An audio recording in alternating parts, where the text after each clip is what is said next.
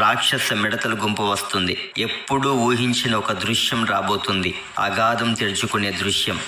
సాతాను రాజ్యం, సాతాను అనుచర దయ్యాలు. సాతాను భూమిపై అత్యంత భయంకరమైన వాడు.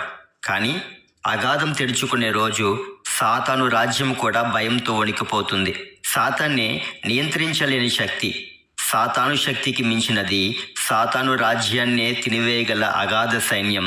ఇది పాతాళ లోకం కంటే లోతైన స్థలం. ఆ రోజు ఆకాశం వైపు చూస్తే ఒక నక్షత్రం పడిపోతున్నట్లు కనిపిస్తుంది. కానీ అది పడిపోవడం కాదు, ఒక దూతకు ఆదేశం. అతని చేతిలో అగాధపు తాళం ఉంది. తాళం తిప్పే సౌండ్.